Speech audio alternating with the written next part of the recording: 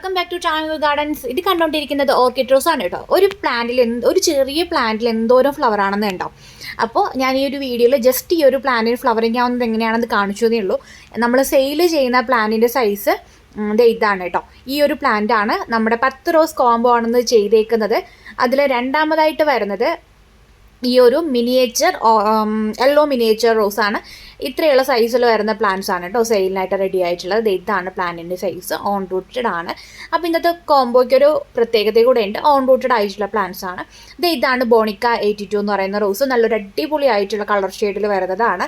ഇത്രയും ബുഷി ആയിട്ടുള്ള ബോണിക്ക 82ൻ്റെ തൈകളാണ് നമ്മുടെ കോംബോയിൽ നമ്മൾ ഇൻക്ലൂഡ് ചെയ്തേക്കുന്നത്. അടുത്ത വെറൈറ്റി എന്ന് പറയുന്നത് നാടൻ പീച്ച് ഓറഞ്ച് ഷെയ്ഡിൽ വരുന്ന ഈ ഒരു റോസ് വെറൈറ്റിയാണ്. നല്ല അടിപൊളി പൂക്കളാണ്. അത്യാവശ്യം വലിപ്പമുള്ള തൈകളാണ് കേട്ടോ. നമുക്ക് സെയിൽ റെഡി ആയിട്ടുള്ള ഇതേ സൈസിനുള്ള തൈകളാണ് കോംബോയിൽ ഇൻക്ലൂഡ് ചെയ്തേക്കുന്നത്. അടുത്ത വെറൈറ്റി എന്ന് പറയുന്നത് സമ്മർ സ്നോ റോസാണ്. ഇതേ സൈസിനുള്ള സമ്മർ സ്നോ റോസിൻ്റെ തൈകളാണ്. ഏകദേശം എന്താ കണ്ടില്ലേ, 3-4 ബ്രാഞ്ചുള്ള പ്ലാന്റ്സ് ആണ്. നിറയെ മൊട്ടുകളും പൂക്കളും ആയിട്ട് വരുന്ന പ്ലാന്റ്സ് ആണ് നമുക്ക് സെയിലിന് റെഡി ആയിട്ടില്ല കേട്ടോ. അടുത്ത വെറൈറ്റി എന്ന് പറയുന്നത് റെഡ് മിനിയേച്ചർ അല്ലെങ്കിൽ റെഡ് ക്രീക്രി എന്നൊക്കെ അറിയപ്പെടുന്ന ഈ ഒരു റോസ് വെറൈറ്റിയാണ്. നിറയെ പൂക്കളും മുട്ടുകളും ഉള്ളൊരു റോസ് വെറൈറ്റിയാണ്. അതെ, ഓൺ റൂട്ടഡ് ആണ്. അതെ, ഹെൽത്തി ആയിട്ടുള്ള പ്ലാന്റ് ആണ് കേട്ടോ. അടുത്തതായിട്ടുള്ളത് പിങ്ക് ബട്ടൺ റോസ് ആണ്. കൊലകുത്തി പൂക്കൾ ഉണ്ടാവുന്ന പിങ്ക് ബട്ടൺ റോസിൻ്റെ തൈകളാണ് അടുത്തതായിട്ട് കോംബോയിൽ ഇൻക്ലൂഡ് ചെയ്തേക്കുന്നത്. അതെ, 2 പ്ലാന്റ്സ് എടുത്ത് കാണിക്കാൻ കാരണം അതിൻ്റെ സൈസ് കൂടെ മനസ്സിലാക്കാൻ വേണ്ടിയിട്ടാണ് കേട്ടോ.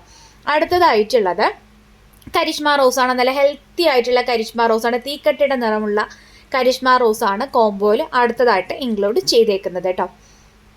ഇനി അടുത്തതായിട്ട് വരുന്ന റോസ് വെറൈറ്റി കാശ്മീരി റോസാണ്. റോസ് ഇഷ്ടപ്പെടുന്നവർക്ക് പറ്റിയൊരു വെറൈറ്റിയാണ്. എപ്പോഴും പൂക്കൾ തരും. ഈ ഒരു കോംബോയിൽ കാണിക്കുന്ന എല്ലാ പ്ലാന്റ്സിൻ്റെ പ്രത്യേകത എന്ന് പറയുന്നത് എന്നും ഗാർഡനിൽ പൂക്കൾ തരാൻ കഴിവുള്ള പ്ലാന്റ്സ് ആണ് കേട്ടോ. അടുത്ത വെറൈറ്റി എന്ന് പറയുന്നത് കമ്മൽ റോസ് ആണ്. ഇല്ലാന്നുണ്ടെങ്കിൽ പേർഷ്യൻ വൈറ്റ് എന്നൊക്കെ അറിയപ്പെടുന്ന ഈ ഒരു റോസ് വെറൈറ്റി ആണ് അടുത്തതായിട്ട് നമ്മുടെ കോംബോയിലുള്ള. എന്തോരം പൂക്കളും മൊട്ടുകളും ഒക്കെ ആയിട്ട് ഇങ്ങനെ കൊലകൊലയായിട്ട് മൊട്ടുകൾ നിൽക്കുന്നുണ്ടല്ലേ. അപ്പോൾ ഇന്നത്തെ കോംബോ ആവശ്യമുള്ളവർ വേഗം തന്നെ വാട്സപ്പ് ചെയ്യാം കേട്ടോ. താങ്ക്